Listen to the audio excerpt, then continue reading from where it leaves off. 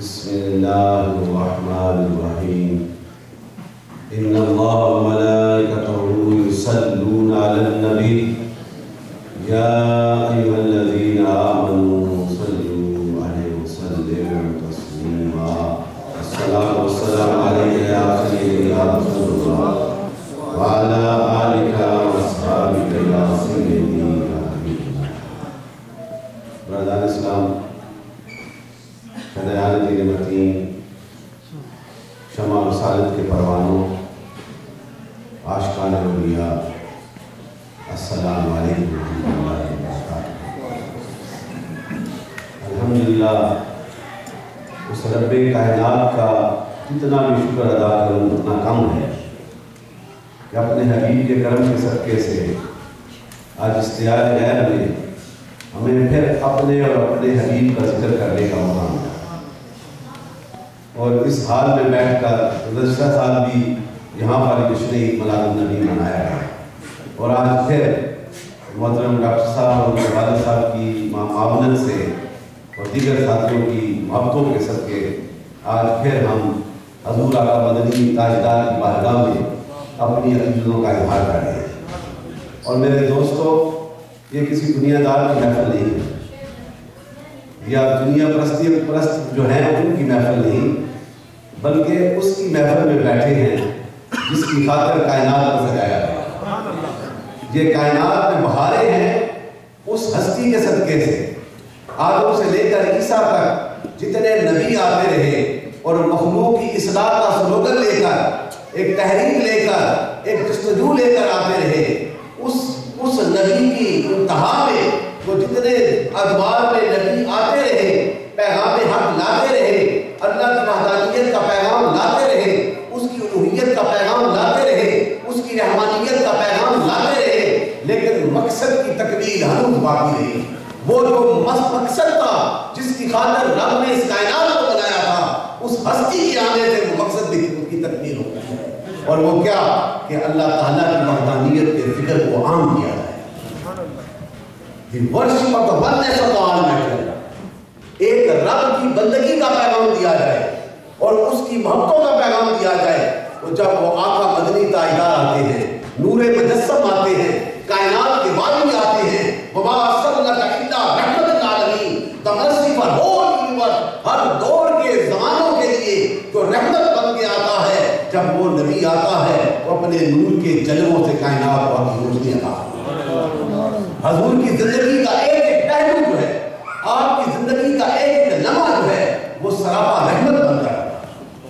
اب میں وہ اگر ان لمحوں کو چھوڑوں یا وہ کسی ایک پہلو کو لے کے چلوں تو خدا کی قسم میرا علم تو کم ہوگا، کائنات کے بسنے والوں کا علم بھی کم ہو جائے گا، میرے نبی کی ذات کا ایک پہلو بھی مکمل نہیں ہوگا۔ اتنی عظمتوں والا نبی ہے، اتنی رحمتوں والا نبی ہے۔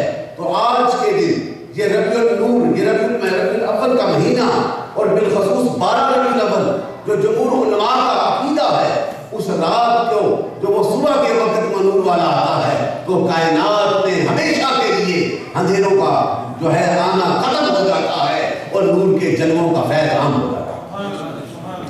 تو حضور کی ابتدائی زندگی کے حوالے سے، آپ کی اس آمد کے حوالے سے میں آپ کی تقریر جو ہے کسی ایک موضوع پہ نہیں، یہ مختلف جو ہے پہلوؤں سے آپ تک وہ میسج پہنچانا چاہتا ہوں کہ حضور کی آمد کا مقصد کیا ہے، حضور کی آمد کے وقت کیا کیا انقلابات ہوئے تھے، حضور کی آمد کے وقت اللہ تعالیٰ نے کتنا کرم فرمایا اس کائنات میں۔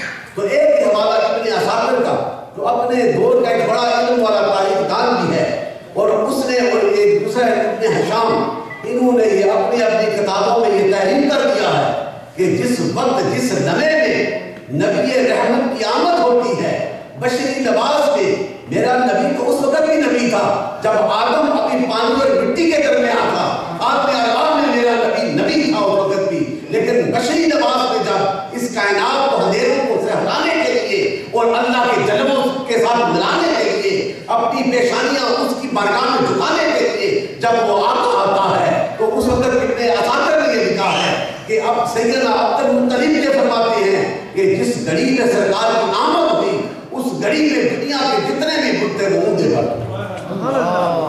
اور پھر دوسرا حوالہ جو ہے اس نے لکھا کہ ہم سارے ورقہ بن نوفل اور جیش جو تھا یہ ہم دونوں جو ہیں کعبۃ اللہ کے اندر تھے، دیکھا کہ ہر قبیلے کا بت جو ہے وہ زمین پہ گرا ہوا، ہم نے سمجھا کہ فطری کی واقعہ ہو گیا ہوگا، گر گئے ہیں، ہم نے اٹھا کے انہیں رکھا، پھر دیکھا پھر وہ جھک گئے، 3 بار اٹھایا 3 بار جھک گئے، تو پھر کہا وہ علم والے تھے، انہوں نے کہا کہ ایسا واقعہ ہونے والا ہے، اب ان کی پرستی ختم ہوگی، الہ کا پیغام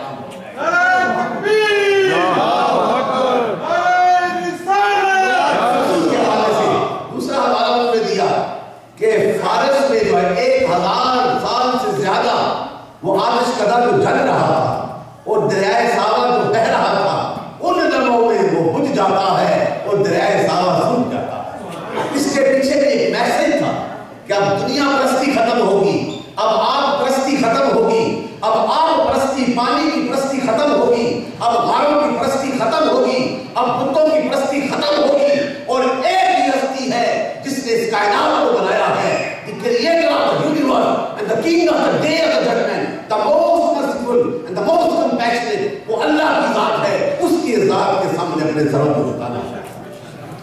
تو یہ ابتدا تھی حضور کی آمد، حضور کی آمد کی ابتدا تھی، اور پھر آقا کی ابتدا میں بڑا خوبصورت واقعہ یہ غزوہ بدر کا، جس طرح انہوں نے بیان فرمایا، حضرت عبداللہ جو حضور کے عبداللہ بن عباس جو حضور کے چچا ہیں، ریئل انکل ہیں حضور کے، جب وہ آئے نا تو کھڑے تھے، تو کملی والے نے پوچھا، آپ وہ گرفتار ہو کے آئے تھے، تو پوچھا، تو انہوں نے پھر وہ عقیدت کے ساتھ کہا کہ میں تو اس وقت بھی مان گیا تھا کہ اللہ کا نبی ہے، جب آپ انگوڑے میں تھے، جھولے میں تھے، اور پھر جس طرف آپ کی انگلی مبارک جاتی تھی چاند اس طرف جاتا تھا، اور پھر دوسرا والا یہ کہا کہ بغیر کسی کے ہلائے ہوئے انگوڑا ہے، بغیر کسی مرد کے، کسی شکل کے ہلائے ہوئے کوئی فرشتے آ کے میرے آقا کی انگلی پر، تو کہا تو میں نے اس وقت بھی مان گیا تھا، لیکن میرے آقا نے کہا اس وقت مان گیا، میں اس سے بعد کی بات کو سناتا ہوں، اس سے آگے کی بات نہیں سن لے، اب نبی کے اختیار کی بات دیکھو، نبی کے اس علم کی بات دیکھو، نبی کی وسعتوں کی بات دیکھو۔ میرے آقا نے کہا کہ یہ پہلا آسمان کا چاند ہے نا، یہ میں تو اس پر اس کی بات تم کرتے ہو، دوسرا آسمان، تیسرا، پانچواں، چھواں، ساتویں آسمان کے بعد عرش معلیٰ ہے، اور عرش پہ لوح محفوظ پہ جو قلم چلتا تھا، تقدیر کا جو قلم چلتا تھا، میں اپنی ماں کے مبارک پیٹ میں تھا اس وقت بھی اس قلم کی آواز کو سنتا تھا۔ یہ ہے میرے آقا کی سماعت کی قوت، نبی کی اتنی طاقت ہے اور اتنی عظمت ہے میرے آقا کی۔ تو میرے آقا کی یہ ابتدا تھی جب ابتدا میں آئے، لیکن میرے دوستوں وہ خوش قسمت ہوتے ہیں جو حضور کے ذکر کی محفل میں بیٹھتے ہیں، جو حضور کے ذکر سے اپنے سینوں اور اپنے ایمانوں کو پاک کرتے ہیں، کامل کرتے ہیں، اور ایمان کے کاملیت کا تقاضا یہ ہے، ایمان اس وقت کامل ہوگا، یہ نماز پاک کی بات ہے، حج اور زکات بات کی بات ہے، یہ نمازیں تم اپنی ذات کے لیے پڑھتے ہو، اللہ اسے بخشش عطا فرمائے، لیکن جب سینے میں محبت رسول ہوگی، جب دل میں محبت رسول کو قائم رکھو گے، اس وقت تمہارا ایمان کامل ہوگا، تم ایک سجدہ کرو گے رب سے قبول کرنا۔ یہ ہے وہ محبت جب ایمان کامل کر لو، اور ایمان کی کاملیت حضور نے فرمائی ہے، اپنی زبان مبارکہ سے فرمائی ہے، اور جس طرح حضرت ڈاکٹر صاحب کے والد صاحب نے سورہ الحجرات کا واقعہ سنایا، اس کا وہ انہوں نے ریفرنس دیا کہ نبی کی بارگاہ میں جاؤ تو آوازوں کو نیچے کر دو۔ یہ ادب سکھایا تھا، رب نے سکھایا ہے، نبی نے خود نہیں سکھایا، رب سکھاتا ہے جو کائنات کا خالق و مالک ہے، وہ اعلان کرتا ہے کہ میرے محبوب کی بارگاہ میں the most exalted personality، یہ بھی ایسا نہیں ہے the leader of the prophets ہے، یہ نبیوں کا سردار ہے، سید المرسلین ہے، خاتم النبیین ہے، لا نبی وحدی ہے، اس کے بعد نبوت کا دروازہ بند ہو جائے گا، ہر ایک کے لیے اگر رحمت کا فیض ملے گا تو وہ آقا مدنی تائیدار وسیلے سے ملے گا۔ ان کے ساتھ یہ ہے کہ ادب کا جو ہے طریقہ سکھایا، میرے رب خود سکھاتا ہے کہ میرے نبی سے کس طرح پیار کرو، کس طرح ادب کے ساتھ بیٹھو، کس طرح محبت کے ساتھ بیٹھو، تو پھر جو ادب کے ساتھ ذکر رسول کا اہتمام کرتے ہیں، حضور کی محفل کو سجاتے ہیں، میلاد مصطفیٰ قریب کرتے ہیں، حضور کا میلاد کی یہ جشن ہے، خوشی کا اظہار ہے، اور خوشی کے اظہار کے لیے یہ نہیں کہ بس گھر میں بیٹھ جاؤ، خوشی تو اس طرح جب آپ کے بچے کی شادی ہوتی ہے تو آپ سے پوچھا جائے نا اس والد سے کہ وہ کس طرح خوشیاں مناتا ہوگا، وہ تو ہر چیز کو لے کے آئے گا کہ میرے بیٹے کی آج شادی ہے۔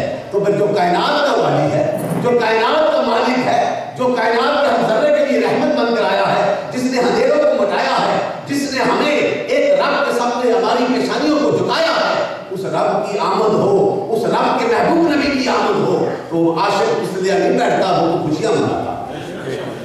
نمازیں اپنی جگہ ہے، خوشی منانا اپنی جگہ ہے، اور یہ سیلیبریشن سے انگریزی میں کہتے ہیں سیلیبریٹ کرنا۔ اور اس کے حوالے سے میں وہ حوالے دینا چاہتا ہوں کہ وہ کس طرح سیلیبریشن کی جاتی ہے۔ سیدنا آدم علیہ السلام، یہ جو ہم 5 وقت کی نماز پڑھتے ہیں نا، جو ایمان والے فجر پڑھتے ہیں، ظہر پڑھتے ہیں، عصر پڑھتے ہیں، مغرب اور عشاء، یہ 5 نمازیں کمپلسری اوبلیگیٹری آرڈرز ہے، اسے ادا کرنی ہے، نہ کرو گے گناہ گار ہو جاؤ گے۔ لیکن ان کے پیچھے بھی ایک جو ہے کہ پوری داستان پڑی ہے سیلیبریشن کی، خوشیاں کی، اور اس میں دیکھیں یہ فجر کی نماز جو ہے، اب اس لیے میں یہ حوالے دینے لگا ہوں تاکہ بعد میں پھر ہسپیٹیشن کی جب بات آئے تو پھر ہمارا ایمان کام ہو گیا۔ اب فجر کی نماز کو پڑھتے ہو، 2 فرض پڑھتے ہو، پہلے 2 سنتے پھر 2 فرض۔ یہ نماز کی حکمت کیسے ہوئی کہ سیدنا آدم علیہ السلام اور حضرت حوا جو تھی، جب ان کی ملاقات ہوتی ہے، جب رب نے انہیں زمین میں بھیج دیا تھا، جدا کر دیا تھا، پھر وہ سفر کرتے کرتے جب ملے تو اس ملنے کی خوشی میں، سیلیبریشن میں انہوں نے اللہ کی بارگاہ میں شکرانے کے نفل ادا کر دیے، اور اللہ نے مومنین کے لیے، مسلمانوں کے لیے، امت محمدیہ کے غلاموں کے لیے، ماننے والوں کو وہ جو نفل وہ پڑھے تھے اس کی سیلیبریشن میں مسلمانوں کے لیے، امت محمدی کے امتیوں کے لیے فجر کی نماز کو فرض کیا، یہ سیلیبریشن تھی۔ اور پھر دوسری نماز ظہر ہوتی ہے۔ اب نماز ظہر میں اس کا بھی حوالہ بڑا خوبصورت ہے اور اس کی بھی بڑی برکتیں ہیں۔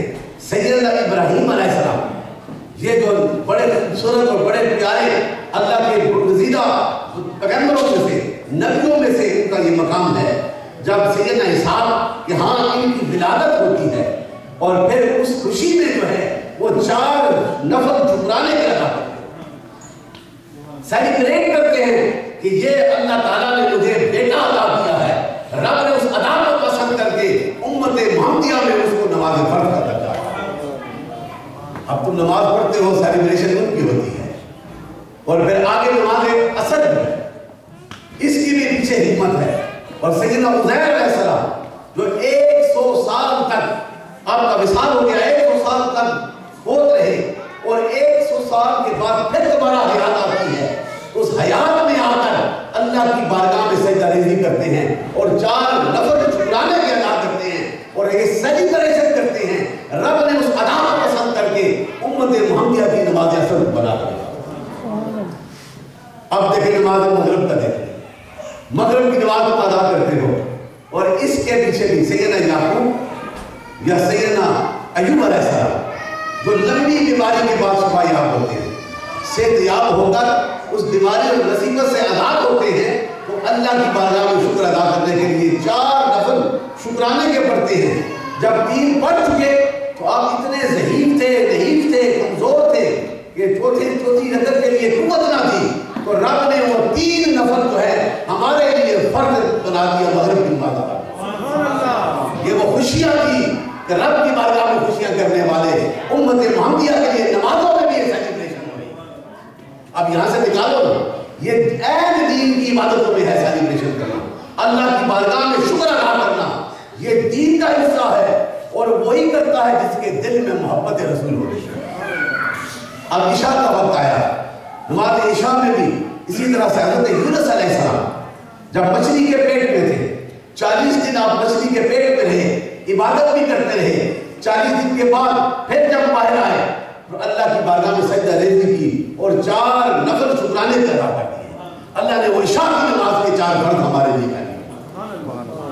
اب سیلیبریشن تو نماز میں بھی ہو رہی ہے۔ آگے چلے دیکھیں یہ کس طرح ہم جشن کے لیے کرنے والے، ہمیں منع کرنے والے، یہ تو دیکھ لیں، یہ بے شمار حدیث کتب میں ہے، کسی ایک حدیث میں نہیں، جتنی بھی حدیث کتب ہیں ان میں جو ہے سیاستہ کی ہوں یا دوسری حدیث، ان سب میں یہ تذکرہ لکھا گیا جو میں نے آپ کو یہ سب میں بیان کیا گیا اب دوسرا حج کا دیکھ لیں. حج بھی جو ہے عبادت ہے, فرض ہے نا ہم پہ, حج کی عبادت فرض ہے, اور اس کے مناسب حج جو مختلف وقتوں میں ہم ادا کرتے ہیں, اس کے پیچھے دیکھیں تو فلسفہ بھی یہ بھی سیلیبریشن کا ہے. یہ حقیقت دیکھیں, یہ دو آپ ویسے تو اللہ تعالیٰ نے ہمیں دیا, خوبصورت کپڑے سب نے پہنے, سردیوں میں بچنے کے لیے کوٹ بھی پہنے ہیں, سب کچھ پہنا ہے, لیکن جب حج کے لیے جاتے ہو یہ سارے خوبصورت کپڑے اتار دیے جاتے ہیں, 2 چادریں پہن لیتے ہو. یہ حکم ہے نا, یہ کس نے پہنی تھی؟ پہلے کس نے پہنی تھی؟ یہ سیدنا ابراہیم علیہ السلام نے پہنی تھی. اس ادا کو رب نے پسند کر لیا اور پھر کہا کہ جب تک یہ دنیا قائم رہے گی, جو بھی حج کے لیے جائے گا وہ تمام خوبصورت لباسوں کو اتار کر میرے اس بندے نے جو لباس پہنا ہے اسے پہنے گا, اسی سیلیبریشن کرا گا. اب آگے دیکھیں کون نکتہ ہے تلبیہ جو کہتے ہو, لبیک لبیک اللہم لبیک لبیک لا شریک لک لبیک, یہ اعلان کرتے ہو. اس کے پیچھے بھی حکمت ہے, اور یہ بڑی پیاری حکمت, یہ تو علم والے بیٹھے ہیں, میں آپ تک یہ لیسن دینے لگا ہوں کہ یہ بھی دیکھیں کہ جب سیدنا ابراہیم علیہ السلام اور سیدنا اسماعیل علیہ السلام جب انہوں نے تعمیر کعبہ اللہ کو بنا لیا تو پھر اعلان کیا, کوئی قیاس جبل قیاس میں کھڑے ہوتا ہے, اس نے کھڑے ہو کر کیا کہا تھا؟ لبیک اللہم لبیک. یہ آواز لگائی تھی نا کہ اب اے مولا تیرے گھر کو تو میں نے بنا لیا ہے, اسے آباد تو کرنا ہے. تو جب آپ نے اپنی زبان مبارکہ سے یہ نعرہ بلند کیا تو تاریخ میں یہ لکھا ہوا ہے, حدیث کتب میں یہ لکھا ہوا ہے کہ مکہ کی سرزمین میں بسنے والے جتنے بھی انسان تھے سب کے کانوں تک آواز گئی, اور پھر کائنات میں بسنے والے جتنے بھی انسان ہیں ان تک آواز گئی, اور پھر جو عالم ارباب میں تھے جن کی ابھی روحیں تھی روحوں میں تھے انہیں بھی آواز گئی کہ وہ اللہ کا حبیب محبوب جو ہے ذبی اللہ خلیل اللہ جو ہے پکار رہا ہے. سب نے اس کا جواب دیا.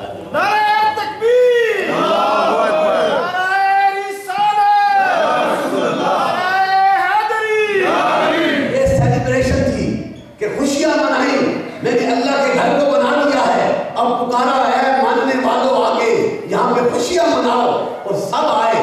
یہ رب کی پکار نہیں تھی, یہ سیدنا ابراہیم کی پکار تھی, اور اس پہ تو لبیک کہنے والے آگے.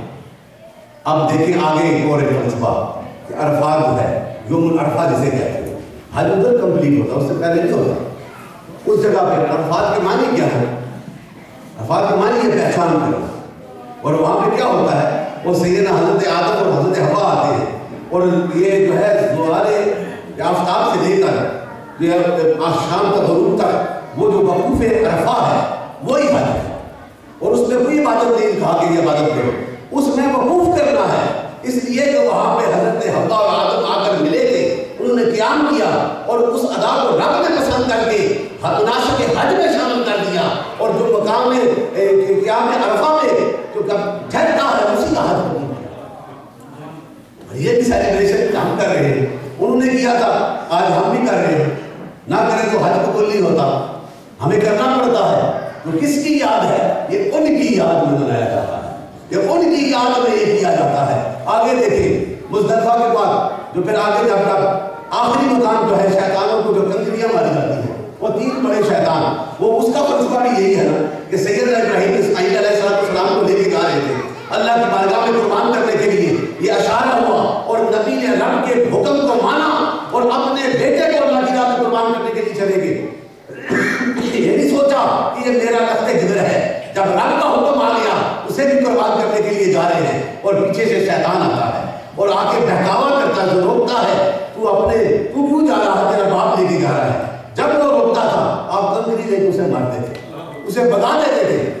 3 جو ہے ان 3 بار انہوں نے پھینکی, اور 3 روز تک حاجی کنکریاں پھینکتے ہیں. اس وقت انہوں نے شیطان کو دیکھا تھا, آج تو کوئی شیطان نہیں, لیکن اس رسم کو ہم ادا کر رہے ہیں, وہ حج کا حصہ بن گیا ہے, اسے سیلیبریٹ کرتے ہیں کہ میرے اللہ کے حبیب نے اور پیارے نبی نے صدا کو کیا ہے, رب نے اسے مناسب حج میں شامل کر لیا. آج اس وقت ہوگا جب تم کے کنکریاں مارو ہے, تو وہ پتھر کی وہ بنی ہوئی ہے, لیکن اس ادا کو یاد رکھنا ہے, اس وفا کو یاد رکھنا ہے, اس محبتوں کو یاد رکھنا ہے. تو میرے آقا جب یہ محبتیں اس فلسفے میں شامل ہو جاتی ہیں, حج اس وقت قبول ہوتا ہے.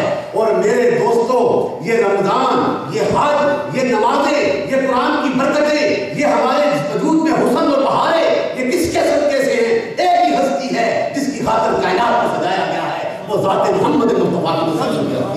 جب اس سے وفا کروگے تو میرا رب تم پہ ضرور کرم فرمائے گا. اور یہ اللہ کا اعلان ہے. اللہ تعالیٰ خود فرماتا ہے قرآن عظیم میں کہ اے محبوب بتا دو, اور کہنے کا انداز بھی بڑا خوبصورت ہے. رب خود بھی کہہ سکتا ہے اے ماننے والوں سن لو, میری بات سنو نہیں, کہا اے محبوب تم انہیں بتا دو, تم انہیں بتا دو کہ اللہ کا فضل اور رحمت جو ہے وہ ایک ہی ہستی ہے, وہ ذات محمد. اور جسے فضل بھی مل جائے, the mercy and the bounty, that is the personality of the Prophet صلی اللہ علیہ وسلم, وہ حضور کی ذات مقدسہ ہے جو اسے مانتا ہے. اور پھر جب ان کی آمد ہوتی ہے پھر وہ جو ہے خوشیاں بھی منایا کرتا ہے. فَلْيَفْرَحُوا, ایک لفظ ہے نا, فَلْيَفْرَحُوا, let them rejoice. اب خوشیاں مناؤ. خوشیاں منانے کا یہی طریقہ ہے کہ جس طرح آج یہاں پہ آپ کینیڈا کی سرزمین میں اس حال میں بیٹھ کر حضور کی آمد پہ شکر کرتے ہو, نعرے بھی لگاتے ہو, محبتیں بھی کرتے ہو. اب یہ مختلف حوالوں سے میں نے بات کی. میں ایک حدیث پاک آپ کے سامنے رکھتا ہوں. یہ حضور کا تذکرہ کرنے والے, منع کرنے والے اور کرنے والے جو ہیں کتنے اعلیٰ. اور یہ سیدنا ابو سعید خدری رضی اللہ عنہ سے روایت حدیث, سیدنا حضرت ابی معاویہ سے بھی روایت حدیث. اور حضور کے یہ خوبصورت کمپینینز جو ہیں, محبت سارے صحابی اعلیٰ ہیں. میں ویسے میری عادت ہے میں کھڑے ہو کے تقریر کرتا ہوں, لیکن یہ پچھلے ہفتے سے تقریر ایسی آپ بھی میں آپ کی طاقت سے زیادہ کوشش کر کے بول رہا ہوں. یہ منع بھی کیا, لیکن ڈاکٹر صاحب بیٹھے ہیں اور میری سرکار کا کرم مدینے والے کا ہے. میں تو چاہتا ہوں کہ آخری لمحے تک سرکار کا ذکر ہوتا ہے, کسی میں جان چلی جائے یہی نام ہو, یہی برکت ہوگی. خدا کی قسم یہ لذتیں کسی کو ملتی ہیں جس کے سینے میں محبت رسول پڑ جاتی ہے. تو وہ بیٹھے تھے, یہ میلاد کے حوالے سے ہے, اب ذہن میں رکھنا. میلاد شریف منانے والوں دیکھو مسجد نبوی میں حضور بیٹھے, حضور کے صحابہ بیٹھے ہیں. اب ان کا علم ہم سے اعلیٰ ہے. جو حضور کا صحابی بن جائے وہ علم میں بھی اعلیٰ ہوتا ہے, وہ تقوی میں بھی اعلیٰ ہوتا ہے, وہ جو ہے وفا میں بھی اعلیٰ ہوتا ہے, اور وہ عشق میں بھی اعلیٰ ہوتا ہے. اس لیے کہ اس نے چہرہ مصطفیٰ کو دیکھ کر کلمہ حق پڑھا ہے, اور وہ خوش قسمت ہے. ان کی عظمتوں میں سلام پیش کرتا ہوں. آپ بیٹھے مسجد نبوی میں صحابی, اب میرا گمان کہتا ہے سیدنا ابو بکر بھی بیٹھا ہوگا, سیدنا عمر فاروق بھی بیٹھا ہوگا, سیدنا عثمان غنی بھی بیٹھا ہوگا, سیدنا علی شیر خدا بھی بیٹھا ہوگا, سلمان فارسی بھی بیٹھا ہوگا, عبداللہ ابن مسعود بھی بیٹھا ہوگا, اور ابو سعید خدری بھی بیٹھا ہوگا. یہ سارے بیٹھے, یہ کیا کر رہے ہیں؟ یہ کر رہے ہیں رب کا ذکر کر رہے ہیں, اور رب کی حبیب کا ذکر کر رہے ہیں. یہ مفہوم میں بیان پر لمبی حدیث ہے. یہ دونوں عمل کر رہے ہیں, دو کام کر رہے ہیں. ایک اللہ کا ذکر کر رہے ہیں, اللہ کا شکر ادا کر رہے ہیں کہ ہم اندھیروں میں تھے, ہم جو ہے بت پرستیوں میں تھے, ہم یاوا گوئیوں میں تھے, ہم جو ہے عقل پرستیوں میں ڈوبے ہوئے تھے, ہم اندھیروں میں بٹکے ہوئے تھے. اس نبی کے صدقے سے ملاقات تیری راہ ہمیں مل گئی, تیری اپنی پہچان ہمیں مل گئی, تیرا ذکر کر رہے ہیں. اور جس کے صدقے سے یہ تیرا ذکر ملا ہے اس کے حبیب کا ذکر کر رہے ہیں. جب یہ دونوں کا ذکر ہو رہا ہے, اللہ کا ذکر ہو رہا ہے, اللہ کے حبیب کا ذکر ہو رہا ہے, اسی اسنا میں in the meantime Prophet صلی اللہ علیہ وسلم اپروچ ہے, ان کے پاس آ جاتے ہیں. حضور کہتے ہیں تم کیا کر رہے ہو؟ کہا یا رسول اللہ ہم وہی کام کر رہے ہیں, اللہ اور اللہ کے حبیب کا ذکر کر رہے ہیں. میرے آقا نے کہا قسم اٹھاؤ کہ یہی کام کر رہے ہیں. کہا یا رسول اللہ ہم قسم اٹھا کے کہتے ہیں ہم اللہ کے گھر میں اس مسجد میں بیٹھ کر یہی دو کام کر رہے ہیں, ایک اللہ کا ذکر اور ایک اللہ کے حبیب کا ذکر کر رہے ہیں. آپ کا ذکر کر رہے ہیں اور خدا کا ذکر کر رہے ہیں. تو میرے آقا نے کہا جس وقت میں تمہاری طرف جا رہا تھا اس لبے میں اس ادا کو جو تم کر رہے ہو, اللہ کا ذکر کرتے ہو, اللہ کے حبیب کا میرا ذکر کرتے ہو, ان لمحوں کو, ان اداؤں کو, اس ذکر کو رب نے قبول فرما دیا ہے اور جبریل کو بھیجا ہے یہ پیغام دے کر جاؤ میرے محبوب کو سنا دو. محبوب انہیں بھی یہ خبر سنا دو جو تیرا ذکر کرتے ہیں, میرا ذکر کرتے ہیں, رب ان پہ فخر کرتا ہے اور انہیں بخشش عطا فرما دیتا ہے. یہ کتنا کرم. آج آپ سوچیں نا, ان کو سرکار نے کہا, یہ نامہ سرکار نے انہیں سنایا ہے.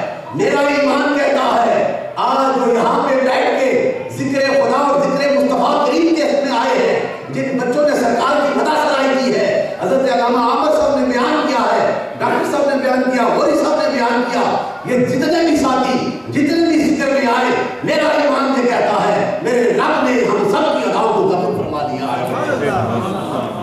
کیونکہ کسی دنیا دار کا ذکر نہیں, یہ کائنات کے والی کا ذکر ہے. تو तो मेरे दोस्तों, जब सरकार के जिक्र पे बैठो ना, अलर्ट होके बैठो। ये देखो दाएं बाएं कौन बैठा है, मस्ती से जिक्र करो। हमने किसी को दिखाना नहीं, दिखाना है तो कमली वाले को दिखाना है। उनकी बारगाह में अपनी हाजिरियां लगानी है, अल्लाह की बारगाह में हाजिरियां लगानी है। इसलिए आशिकाने रसूल का ये वतीरा है, उनकी जिंदगी का ये मामूल है। जब भी जिक्र शुरू होता है तो नबी के नाम से शुरू होता है, इब्तिदा होती है तो नबी के नाम से होती है। ये ऐसा जिक्र है, ये ऐसा अजमतों वाला जिक्र है, ये ऐसा ही बरकतों वाला जिक्र है। अगर इसका मैं तज़किरा करूं तो बेशुमार हदीस हैं। एक ही हदीस का हवाला आपके सामने रखता हूं। सैयदना अली से ये रवायत है, जो 100 बार मेरे आका पे दरूद पढ़ता है, उसे बगैर हिसाब के जो है उन सलात से गुजार दिया। सुभान अल्लाह। इस तरह की बहुत सी और रेलेवेंट हदीस हैं। दरूद शरीफ पढ़ना कितनी बड़ी इबादत है और ये अजमत है इसमें। देखिए जिस तरह खुदा की शान लामहदूद है, वो किसी हद में नहीं आता, उसने अपने महबूब के जिक्र को भी लामहदूद कर दिया है। हर जमाने से जो है वो बड़ा है, हर जमाना मेरे रसूल के जिक्र का मोहताज है, और जो हजूर के जिक्र में मस्त हो जाता है जमाना उसका बला होता है। सुभान अल्लाह। और होता है, ये हकीकतें हैं, ऐसी बात नहीं, अपने जज्बे की बात नहीं है, ये हकीकत है। जिसने भी मेरे रसूल के साथ जिक्र की बरकतें दी। और देखे ना, इमाम जलालुद्दीन यूती ने 72 बार हजूर को देखा है। मस्त हुए में ये नाम मिला है, फखरुद्दीन राज़ी का ये नाम है। आपसी हदीस रवायत है, बड़ी खूबसूरत हदीस है पाक। और क्या हदीस है? हजूर ने फरमाया कि रब कहता है, ये सारी कायनात जो है, इसमें बसने वाली हर चीज जो है, ये मेरे ताबे है, मेरी रज़ा चाहती है, मेरी रज़ा के बगैर एक लम्हा के लिए नहीं हिल सकती। ऐ महबूब, ये सारी कायनात मेरी रज़ा चाहती है, तू मेरा महबूब है, मैं तेरी रज़ा चाहता हूँ। ये कितनी बड़ी शान है, कितनी बड़ी अज़मत है उस आका की। तो जब रब कहता है कि मैं तेरी रज़ा चाहता हूँ, दूसरी हदीस में हजूर ने रब कहता है कि मैं तो छुपा हुआ खजाना था, मैं तो छुपा हुआ खजाना था। जब मैंने अपना इजहार कहा, रब कहता है, तो मोहम्मद मुस्तफा तेरी तकलीफ करवा। रब की इजहार की दलील जो है, उसकी वादानियत की दलील जो है, वो ज़ात मुस्तफा की तसल्लुम की ज़ात। अल्लाह एक हम मानते हैं, उसकी दलील क्या है? वो आका मदनी ताजदार की ज़ात मुबारक है। हजूर की ज़ात ही तो अल्लाह की दलील है। और हजूर की नबुवत की दलील क्या है? ये भी बात है। हजूर की नबुवत होने की दलील, सैयदना मूसा ने जब उनके हवारियों ने पूछा कि आप नबी हैं, आपके पास क्या दलील है? उन्होंने आसा निकाल के भेजा, जो अजदहा बन गया। वो आसा जो उठाते वो कर लेते, वो दलील थी। सैयदना ईसा से उनके हवारियों ने पूछा कि तुम्हारी क्या दलील है? उन्होंने कहा कि मैं मुर्दों को जिंदा कर देता हूँ। लेकिन मेरे कुरान के उस आका मदनी ताजदार के नाम में, उनके करैक्टर पे, उनकी सीरत पे, उनकी मोहब्बतों पे, उनके जिक्र पे, उनकी रब के साथ भाव में मैं मान जाऊं। हजूर ने जब ऐलान हक नबुव्वत किया था, तो मांगने वालों ने कहा दलील क्या है? तो मेरे आका ने कहा कुरान को उठा कर देखो, कुरान को उठा कर देखो, रब क्या कहता है। मेरे आका ने कहा कि जो 40 वर्ष मैंने तुम्हारे दरमियान गुजारे हैं, इस 40 सालों में एक लम्हा के लिए भी मुझे भी देखा है जो गलत हरकत नहीं होगी। मेरी पाक जिंदगी की दावे और कसमें मेरा रब उठा रहा है। ये दलील, तो इसलिए हजूर की नबुव्वत की दलील जो है, हजूर की खुद ज़ात नहीं बन सकती। ये वो शान है मेरे दोस्तों।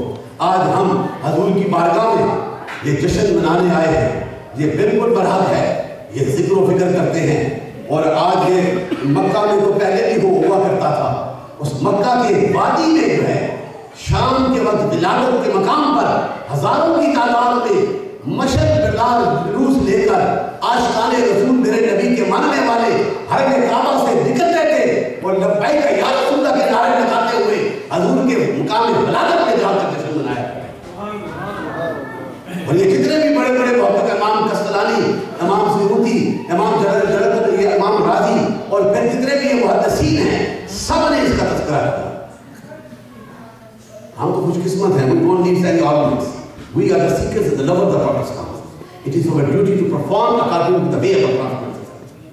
हजूर की उन राह पे, लेकिन परफॉर्म वही करता है जिसके सीने में मोहब्बत रसूल होती है।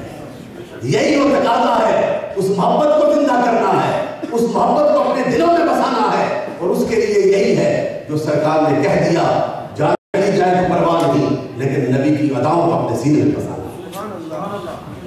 یہی تو آج پوری دنیا میں کیا کیا جا رہا ہے؟ پوری دنیا میں کوشش کی جا رہی ہے کہ یہ مسلمان جو کلمہ حق پڑھتا ہے اس کے سینے سے محبت رسول کو کیسے نکالا جائے، لیکن ان کی سوچیں جو ہیں وہ کم ہیں۔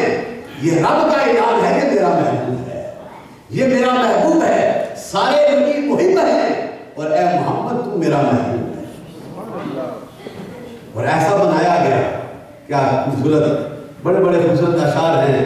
اب وقت بھی ایسا ہے میں صرف اپنے شعر سنانا چاہتا ہوں اور اسی پہ اتفاق کرتا ہوں۔ اللہ تعالیٰ ہمیں حضور کے میلاد میں آنے کی توفیق عطا فرمائے، حضور کا ذکر کرنے کی توفیق عطا فرمائے۔ جتنی ہماری بہنیں آئی، جتنے چھوٹے بچے آئے، جوان آئے، جتنے بھی ینگسٹرز آئے، ہمارا سب کا ایک ہی گول ہے، attain the love of Allah and the love of the Prophet Muhammad صلی اللہ علیہ وسلم. And this is the right way to celebrate the Prophet's birthday. یہ آج حضور کی آمد میں ہم سیلیبریشن کر رہے ہیں اور سیلیبریشن بالکل حق ہے۔ نماز بھی پڑھو، خیرات بھی کرو، اپنی قوتوں سے بڑھ کے غریبوں کا ساتھ مدد کرو، یہ بھی سیلیبریشن کا حصہ ہے۔ ذکر و فکر کا اہتمام کرو، اپنے گھروں میں چراغاں کر دو، اپنے بیٹوں کی شادیوں پہ کرتے ہو تو میرے نبی کی آمد میں کیوں نہیں کرتے؟ یہ تو کرو، کیونکہ رب نے تو جھنڈے لگائے تھے، یہ حدیث ہے نا، رب نے جھنڈے لگائے، ایک حرم پہ لگایا تھا، بیت المقدس پہ لگایا تھا، ایک آمنہ کے گھر پہ لگایا تھا۔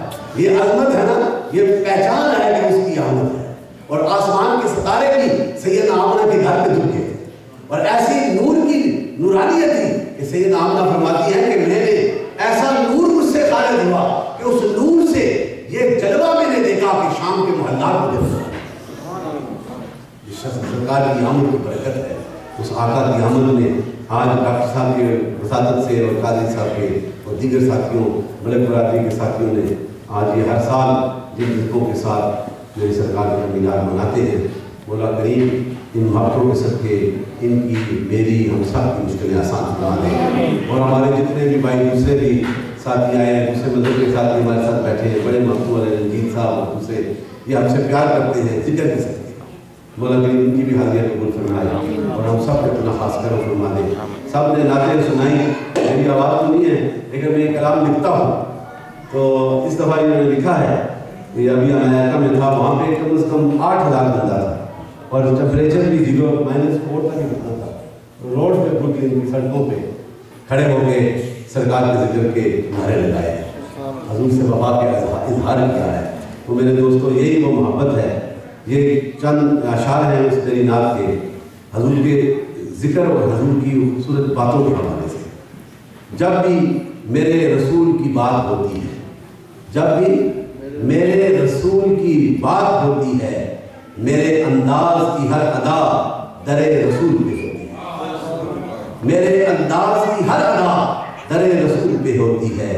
دل کی دنیا میں عجب سی امنگ ہوتی ہے، دل کی دنیا میں عجب سی امنگ ہوتی ہے، لبوں سے نظروں سے ان کے مہخانے کی طلب ہوتی ہے۔ جاں فدا بھی ہو جائے تو کیا مگر ان کی وفا مل جائے، جاں فدا بھی ہو جائے تو کیا مگر ان کی وفا مل جائے، اس وفا ہی میں ایمان کی ادا ہوتی ہے۔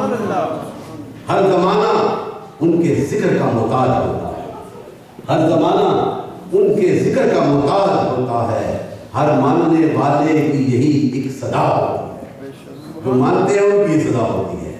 جب بھی ان کی بات سرے محفل ہوتی ہے، جب بھی ان کی بات سرے محفل ہوتی ہے، عاشقوں کی نگاہ میں عشق کی برسات ہوتی ہے۔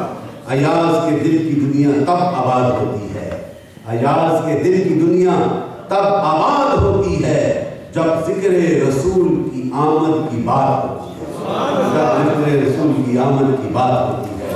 اللہ تعالیٰ ہمیں اپنے آقا سے سچی وفا کرنے کی توفیق عطا فرمائے، اور مولا کریم یہ ہر سال یہ عاشقان رسول ان کے جذبوں میں کامید عطا فرما، ہماری بہنوں کے جذبوں میں کامید عطا فرما، اور اس دفعہ اتنے آئے ہیں، آئندہ سال اس سے زیادہ آگے حضور کے ذکر میں بیٹھے اور ذکر کے صدقے سب کی مشکلیں آسان فرمائے۔ آپ ادب سے کھڑے ہو جائیں، سلام کی کوشش